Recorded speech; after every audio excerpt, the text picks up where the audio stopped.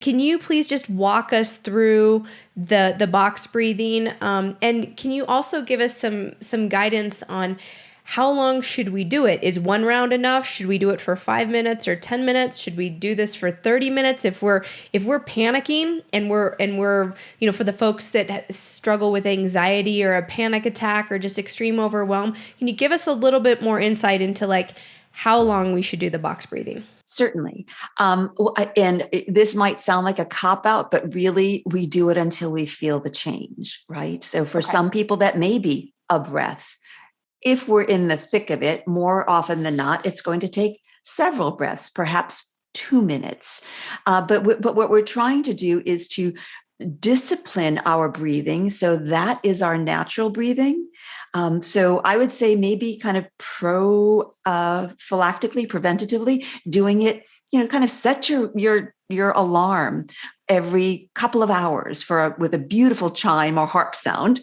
Okay. Please don't make it a honking or an alarm kind of sound, because that's antithetical to what we're trying to accomplish.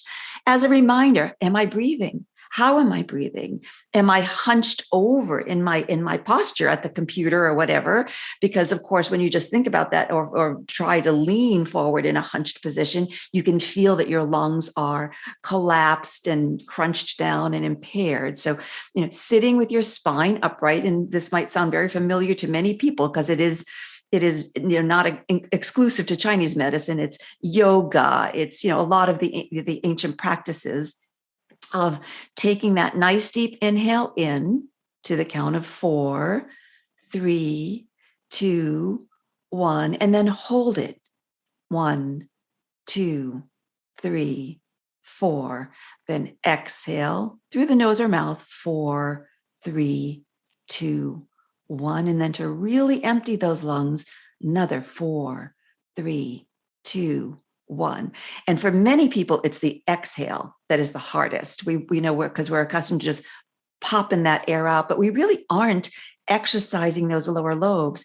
And that's where, here again, when we speak about the last couple of years, it's really important to strengthen those lower lobes because they want to push up the deoxygenated air so that we can get new inhalation of oxygenation, so that we're not struggling with pneumonia or bronchitis or any of these other conditions that are really consequent to lower lobe lung health that is Yeah. compromised.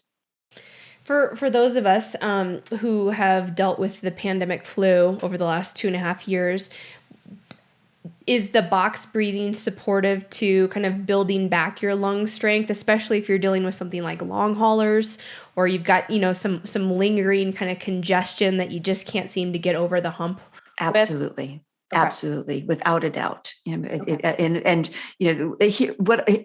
what I love about Chinese medicine is that it's common sense, right? Right. It's almost a no-brainer that, of course, taking this time to breathe and to slow down can only be beneficial to our overall health. It can only lower cortisol. It can only get us deeper in tune with our feelings, because it may be, for instance, that we feel teary, but behind that tears, maybe grief isn't the real pure emotion. Maybe tears are kind of our way of sort of venting, if you will, the expression of maybe we're angry.